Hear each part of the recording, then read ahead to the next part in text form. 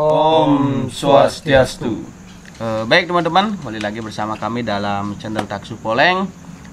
Sekali lagi kami ucapkan terima kasih tetap kepada teman-teman yang sudah selalu mendukung dan mensupport kami Taksu Poleng. Sudah selalu memberikan yang terbaik buat kami ya. Buat kami dalam mendukung kita berkarya.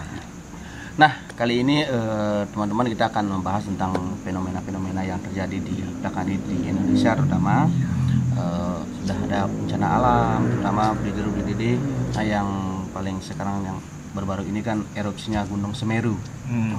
Banyak gunung sih, ada 2 gunung yang udah erupsi. Merapi, Gunung Merapi sama di Indonesia. Cuma kita mengerucut nih pada bahasan ke Gunung Semeru. Nah, mungkin di awal kita pengen tahu nih sejarah dulu ya. Mungkin ya. Mengenai Gunung Semeru ya. Semeru ya. Mungkin sejarah apa namanya? Kenapa itu namanya Gunung Semeru mungkin gitu. Apa yang ada mungkin hal-hal mistis yang mungkin karena kita kan ya berkarya dalam hal spiritual gitu. Apakah ada unsur-unsur seperti itu di Gunung Semeru seperti itu? Kenapa juga bisa dikatakan serentak kejadian-kejadian yang kejadian. Apakah ini memang murni alam apa tanda-tanda mungkin harus kejadian apalagi yang nanti yang terjadi mungkin ya. Ada hal cerita yang menjadi latar belakang hal ini terjadi gitu. Mungkin kita bahas dari sejarah mungkin Jero. Jadi gini, beli diri sambil berjarot. Pertama kita bahas dulu apa namanya sejarah Gunung Semeru. Jadi ini menurut ada namanya kitab Tantu Pagelaran beliau. Jadi di dalam kitab Tantu Pagelaran bahwa dikatakan pada saat dulu kala itulah, tidak dijelaskan secara rinci itu tahun berapa kejadiannya, tapi dahulu kala itu Pulau Jawa itu terombang-ambing dulu. Terombang-ambing artinya tidak ada apa namanya sesuatu yang bisa menyangga lah. Terombang-ambing dalam artian pulau, tapi di dalam Tantu Pagelaran disebutkan adalah pulau itu terombang-ambing. Jadi kan ada filosofis apakah itu pulaunya dan juga penduduk yang ada di sana seperti itu. Jadi pada saat itu Dewa Siwa berinisiatif seperti beliau. Di Dewa Siwa itu berinisiatif untuk membawa apa namanya ujung gunung yang namanya Gunung Mahameru lah. Mahameru di India kan di Jambu Dwipa, dibawalah ke Jawa. Pada saat itu pertama ditaruhlah di Jawa Barat dulu. Pertama kali ditaruh di Jawa Barat kalau nggak salah itu. Kemudian setelah itu jadi Pulau Jawa itu berat sebelah, kemudian diambil lagi separuhnya ditaruhlah di Jawa Timur, tepatnya di sekarang yaitu sebagai Gunung Semeru. Jadi pada saat itu kemudian Gunung Semeru ini dijadikan sebagai pakunya Pulau Jawa lah, sebagai penangkang penyopang untuk membuat Pulau Jawa itu tentram, seimbang. Kemudian nyambung nanti kisahnya di Bali, jadi termuat di dalam lontar Kerta Kanda Dewa Purana Bangsul namanya beli, bahwa di sana disebutkan karena Bali juga sama seperti Jawa itu istilahnya doane anrawang andrung, artinya Bali belum ada apa-apa. Bali itu masih gonjang-ganjing seperti itu, masih goyah. Jadi dewa yang bersemayam di Semeru itu memotonglah ujungnya lagi. Jadi dibawa ke Bali, pada saat itu berceceran lah gunung. Jadi ada jatuh di Gunung Silangjana nantinya, Gunung Tapsai, Gunung Pulaki, Bukit Rangde, sama ujungnya sekali di Gunung Agung. Makanya secara kepercayaan kita sebagai masyarakat Bali bahwa dikatakan Gunung Semeru adalah bapaknya dari Gunung Agung atau gunung-gunung yang ada di Bali dan juga gunung-gunung yang ada di Jawa seperti itu. Jadi pada saat dari India dibawa ke Jawa itu bercecer lah. Ada nanti di Gunung Tidar, Gunung Kumuskus, Gunung Wile, seperti Gunung Merapi dan lain sebagainya. Jadi itulah kurang lebih sejarah bagaimana cikal bakal adanya Gunung Semeru di Jawa seperti beliau. Kemudian sering juga disebut dengan Gunung Mahameru. Apa sih arti dari Gunung Mahameru seperti beliau? Jadi tadi singgung, Maha itu kita tahu adalah sesuatu yang dahsyat, agung dan besar. Kemudian Meru itu adalah lebih identik dengan tingkatan spiritual atau tingkatan kesucian. Makanya kan Meru itu dia berundang. Jadi tingkatan kesucian bahwa diyakini di dalam konsep yang namanya Tantu Pagelaran bahwa Gunung Semeru adalah merupakan yang pertama adalah tempat berkumpulnya para leluhur-leluhur tanah Jawa dan juga dangyang-dangyang tanah Jawa dan juga dangyang-dangyang yang ada di Bali. Kemudian di sanalah tempat istilahnya berkumpulnya untuk membahas bagaimana nanti kedepannya ini masa depan Nusantara sebetulnya. Di sanalah dibahas oleh para dewa sebagai leluhur Nusantara yang sudah mengalami proses kemoksan. Kemudian di Gunung Semeru juga diyakini sebagai gerbang untuk kita bertemu dengan alam kedewataan seperti itu. Jadi di Gunung Semeru ini atau Gunung Mahameru ya. Kemudian nyambung juga nanti di Bali bagaimana konsep yang namanya Semeru itu kita percaya sebagai cikal bakal adanya Panca Pandita atau istilahnya Panca Ketirta, yaitu ada Empu Semeru, nanti Empu Genijaya, Empu Gana kan, Empu Turan dan Empu Barada.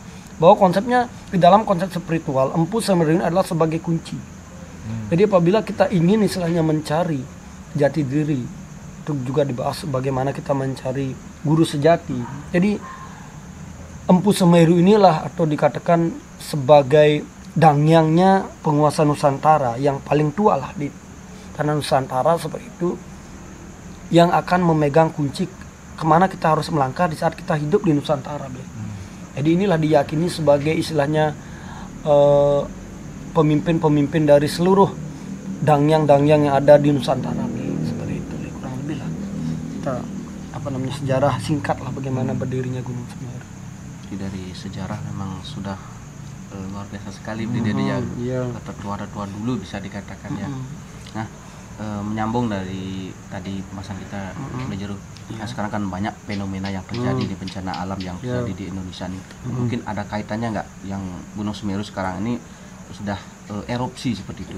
Apa ada titik-titik, ada benang merahnya nggak? Ya, jadi gini bahwa yang pertama adalah kan Gunung Semeru seperti saya katakan tadi adalah merupakan gunung tertua atau istilahnya dangyang tertua di tanah Nusantara.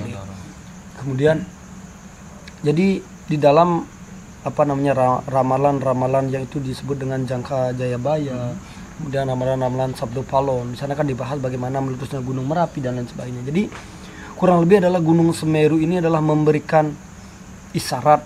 Jadi ini ada unsur positif dan ada unsur negatifnya. Jadi secara negatif kita bahas bahwa apabila Gunung Semeru itu meletus, itulah akan dibarengi dengan meletusnya anak-anak gunung lain yang ada di Nusantara, yaitu gunung berapi. Dia akan ikut memunculkan lahar panasnya, bagaimana juga bereaksi bagaimana Gunung Wilis, Tidar dan lain sebagainya. Ini adalah secara kita pandang secara negatif lah, karena itu adalah bencana. Tetapi jika kita pandang secara positif bahwa istilahnya Sang Ratu Adil akan bangkit. Jadi di dalam ramalan Jangka Jayabaya itu dikatakan bahwa Ratu Adil itu akan bangkit ditandai dengan meletusnya Gunung Semeru.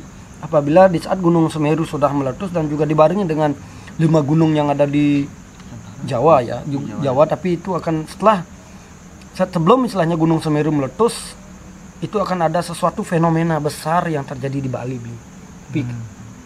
Yang tidak tahu secara persis itu akan terjadi fenomena apa, tapi akan itu dari Semeru juga ada erupsi dan juga akan dibarengi dengan fenomena yang ada di Bali, dan kemudian akan dibarengi dengan erupsi gunung yang ada di Jawa itu, baik itu Merapi, nanti gunung tadi bahas gunung apa itu? Yang di Sinab, di Jawa. Semeru yang tadi udah erupsi. Merapi. Kemudian ada gunung-gunung nanti nyambung, nanti dia akan ikut istilahnya erupsi. Itulah apabila gunung-gunung yang ada di Jawa itu sudah semuanya erupsi, itu pertanda Sang Ratu Adil sudah terpilih oleh dangyang tanah Jawa. Itu sudah terpilih oleh leluhur Nusantara yang akan menjalankan mandat untuk istilahnya membangkitkan lagi Nusantara. Jadi di dalam Jangka Jayabaya disebutkan bahwa Jawa akan tinggal separuh dalam artian apa? Bahwa disinilah akan dipilih orang-orang yang memang Jawa, dalam artian orang-orang yang memang Bali juga. Jawa dalam artian bukan kita berbicara masalah agama, tetapi Jawa dalam artian adalah tingkah lakunya, sosial kulturnya yang masih melekat dengan ajaran-ajaran kejawen. Bagaimana kita tahu bahwa Jawa itu adalah orang-orang yang istilahnya berpendidikan, memiliki intelektual tinggi, juga istilahnya ramah tamah. Kemudian istilahnya cinta alam, cinta alam. Begitu juga di Bali. Jadi Dengan fenomena ini muncul, maka orang-orang itu istilahnya yang ada di Bali juga akan diseleksi oleh alam. Siapa orang-orang yang memang Bali dalam artian tahu yang namanya seluk Bali, adat istiadat Bali, dan juga mencintai alamnya Bali. Ini akan terpilih, Bli. Jadi orang-orang yang tidak istilahnya runut, tidak tunduk dengan kekuatan alam yang ada di Nusantara, tidak tunduk dengan dangyang yang ada di Nusantara, maka dia akan terfilter, akan terseleksi, akan dihancurkan oleh peradaban baru. Jadi kita di saat gunung-gunung yang ada di Jawa ini ikut erupsi semua, kita akan masuk dengan peradaban yang baru. Peradaban itulah nanti munculnya Sang Ratu Adil, Bli. Jadi itu secara positif. Jadi Sang Ratu Adil ini lebih merupakan sosok. Jadi gini, Bli, bahwa sebenarnya Sang Ratu Adil itu sudah terlahir, tetapi ini masih ada pergolakan lah dari dangyang-dangyang tanah Jawa, dangyang-dangyang Bali dan Nusantara. Siapa yang akan terpilih nantinya memegang mandat untuk melanjutkan memimpin Nusantara, di mana akan Nusantara berada di suatu kerukunan, seperti kejayaan ya. Titik kejayaan lah, Bli.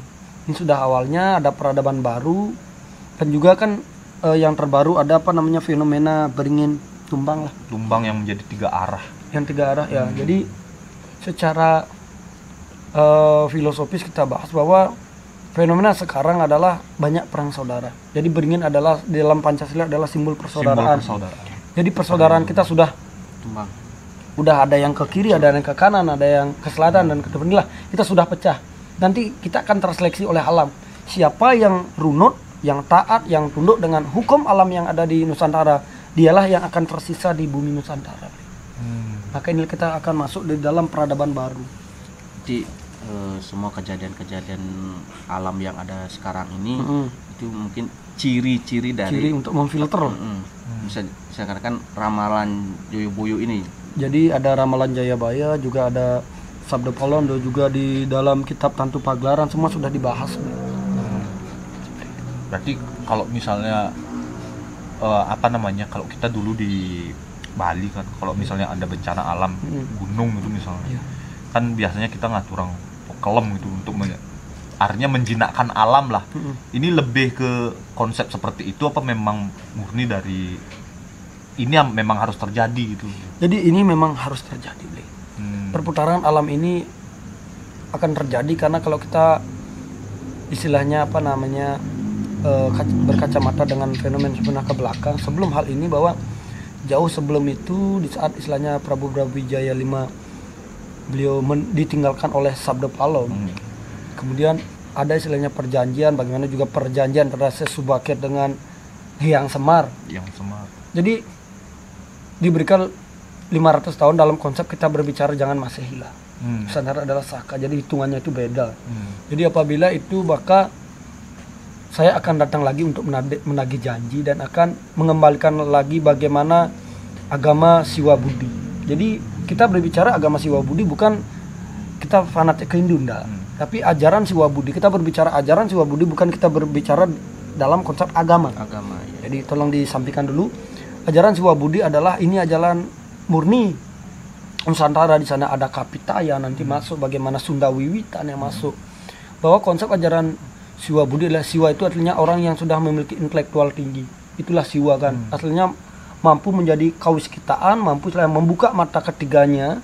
Kemudian Budi itu adalah bagaimana di saat orang yang sudah mencapai titik spiritual tinggi, mencapai guru sejati, dia akan memiliki yang namanya Budi. Budi manah artinya dia tetap istilahnya welas asih. Sehebat apapun ilmunya dia akan tetap mencintai sesama, mencintai alam dan mencintai semua, menyeimbangkan lah dengan kekuatannya. Itulah agama ajaran Siwa Budi sebenarnya. Nah, ada kan sebenarnya kalau merunut sejarah Siwa Budi hampir mirip dengan Siwa Buddha kalau pada zaman Majapahit gitu. Iya. Jadi Budi Buddha itu sebenarnya sih sama. Konsepnya nanti sebenarnya ada banyak peradaban yang ditutupi oleh misionaris Barat untuk mengubur jati diri bangsa Indonesia. Yang pelan-pelan akan kita bahas. Semogalah semesta merestui langkah kita untuk kedepannya nanti, karena banyak istilahnya. Contoh lah, Siwa di dalam Sanskerta yang memiliki arti adalah welas asih, cinta kasih. Budi juga budi manah, pikiran. Jadi konsep lah bagaimana budi itu lebih banyak dalam menghidupkan atma atau roh di dalam diri, sedangkan siwa itu adalah roh di alam semesta. Jadi apabila alam semesta dengan diri kita sudah menyatu itu dengan manunggaling kaulu Gusti. Jadi manunggaling kaulu Gusti bukan semata-mata kita meninggal atau moksa, tidak, tetapi manunggaling kaulu Gusti bagaimana kita sebagai individu mampu mewarisi sifat-sifat ketuhanan. Seperti itu. Jadi manunggaling kaul Gusti itu kan tokoh Islam ya dulunya yang Syekh Siti Jenar. Syekh Siti Jenar yang dibilang. Iya. Beliau lah yang itu, makanya jadi tidak bisa dilepaskan bagaimana konsep Jawa juga Gunung Renjani yang ada di Lombok dan Bali. Makanya disebut dengan Jabal lah. Dan yang dirate beliau mengatakan ini adalah sebagai Jabal. Jabal itu artinya kan gunung. Jabal itu Jawa, Bali dan Lombok. Itulah Jabal. Jabal itu artinya gunung-gunung, dalam artian inilah segitiga rohnya Nusantara. Segitiga rohnya Nusantara. Jadi beliau dengan dirate beliau terlahir di Jawa, kemudian ke Lombok beliau mengajarkan yang namanya bagaimana itu agama Muslim disebut dengan Tuan Semeru beliau, dan juga berakhir beliau di Bali dengan moksa. Seperti itu beliau. Nah ini kan anggap perbincangan kita ini hanya menguak sebuah sejarah gitu. Sejarah benar. Artinya seperti yang kalau misalnya Jero prediksi bakalan Ratu Adil bakal muncul. Bahkan sudah lahir. Ya, bahkan sudah lahir menurut Jero Panca kan. Nah untuk kita ini yang seperti tadi bilang separuh kita bakal seperti ini kan, bahkan di istilahnya dieliminasi lah. Bakal dieliminasi. Nah menyikapi itu Jero, kita kan nggak mungkin hanya berdiam diri atau menunggu seperti itu, karena revolusi itu pasti bereaksi gitu. Nah kita sebagai individu atau bagian dari itu, bagaimana kita harus menyikapi gitu. Jadi gini Bli, yang sebenarnya adalah Jawa kembalikanlah Jawanya, itu orang. Kemudian orang-orang Jawa hasilnya kembalikan Jawanya dalam konsep apa? Kita sekali lagi kami bukan menyuruh istilahnya kembali ke ajaran dulu seperti Kapitayan, enggak, tapi Jawa kembali adalah bagaimana kultur sosialnya. Bagaimana si orang Jawa yang dulu terkenal dengan sopan santun, kemudian terkenal dengan mencintai alam, bagaimana budaya-budaya yang namanya ada tadi bilang adalah pakelam atau rarung saji. Ada disebut dengan rarung saji pajenengan. Bagaimana konsep orang Jawa itu sangat memuliakan yang namanya alam. Dan juga Bali kembalikanlah Balimu. Bagaimana konsep kita Bali terkenal adalah orang yang sangat hormat dengan leluhur. Jadi dalam konsepnya seperti ini, sehebat-hebat apapun kita menjadi manusia, baik itu spiritual kita tinggi, kemudian ilmu pendidikan kita tinggi, kita tidak akan pernah bisa menciptakan yang namanya orang tua. Sekecil apapun spiritual orang tua, sekecil apapun derajat orang tua istilahnya mengenyam ilmu pendidikan, mampu melahirkan. Inilah konsepnya bahwa kita sebagai orang Jawa, orang Bali dan juga Sumatera dan Dayak sekarang kan Karingan muncul lagi, itulah bangkitkan lagi jati diri Nusantara. Jawa kembalikan Jawamu, Bali kembalikan Balimu. Jangan istilahnya mau didoktrin oleh aliran-aliran luar loh. Jadi poinnya adalah jati diri. Jadi konsepnya seperti ini. Kenapa tiang pribadi mengatakan janganlah kita terkontaminasi, istilahnya apa namanya, terkontaminasi bisa dikatakan kasarnya oleh ajaran-ajaran luar. Bukan berarti kita mengajarkan kita untuk tidak welcome dengan ajaran luar, tidak, tetapi leluhur kita lebih tahu tentang alam Nusantara. Leluhur kita sudah tahu bagaimana cikal bakal Nusantara, ajaran apa yang cocok di Nusantara beliau sudah tahu. Beliau sudah lebih pintar dengan kita loh. Jadi kenapa beliau menerapkan ajaran ini, bagaimana kenapa beliau menerapkan ajaran Kapitayan, Sunda Wiwitan di sana, kemudian Gametirte di Bali, karena beliau sudah tahu kultur tempat kita di Bali. Sunda Wiwitan bawa ke Bali yang tidak nyambung, biarpun kita sama-sama Hindu loh. Jadi apapun yang kita pelajari itu sebenarnya tidak salah gitu. Cuma pakem kita adalah budaya ketimuran, seperti yang dulu orang-orang Barat bilang ke kita kan, orang-orang Timur itulah ramah tamah, seperti kasih sayang, seperti itu kan. Artinya mencintai alam, seperti ya mencintai orang tuanya juga, seperti itu. Nah mungkin pakemnya lebih ke sana dulu ya. Jadi kalau mempelajari sesuatu, entah itu apa, entah itu kita mempelajari sesuatu yang zaman now kalau bisa dibilang, tetap pakem kita adalah Nusantara gitu ya. Jadi konsepnya seperti ini, Bli. Banyak istilahnya yang menjalankan seperti juga bukunya Seseti Jenar, Wali Songo, dan juga beliau pernah istilahnya mengatakan, saya baca lah kalau nggak salah itu di kutip-kutipan kitab-kitab beliau, jangan pernah menakuti orang yang membaca kitab suci, tapi takutlah dengan orang yang menjalankan isi kitab suci. Orang yang paham dengan kitab suci belum tentu dia sifatnya bagaimana, karena ajaran kitab suci pasti ajaran mulia seperti itu. Itu kata beliau. Jadi jangan pernah kita menakuti orang yang hanya membaca kitab suci, tapi takutilah orang yang sudah melaksanakan bagaimana ajaran kitab suci.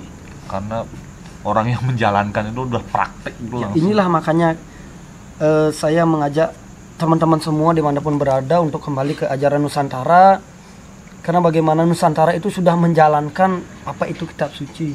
Jadi kitab suci itu sudah kita laksanakan loh, bukan hanya sekedar textbook. Surga ya di Nusantara lah sebenarnya, surga dunia. Apa yang tidak ada di Nusantara, Bli? Jadi melaksanakan lebih penting dari sekedar tahu. Makanya dibilang gemah ripah loh jinawi. Inilah Nusantara, tongkat pun akan tumbuh. Mungkin dengan adanya fenomena ini, mungkin erupsinya Gunung Semeru ini jadikan kita sebagai pembelajaran. Menahan diri lagi, Bli Jero ya, untuk kembali lagi kita kepada alam.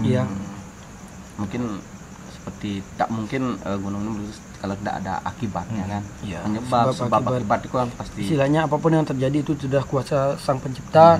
Jadi jadikan fenomena ini dimanapun istilahnya ada bencana, jadikan ini sebagai tonggak awal untuk kita introspeksi diri lagi, kembali ke ajaran Nusantara.